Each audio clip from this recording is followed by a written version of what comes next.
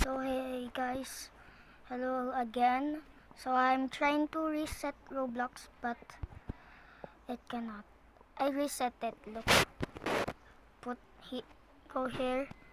Never mind that, and I will reset Roblox. Look, there you go.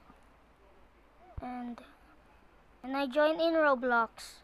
It's not gonna still work.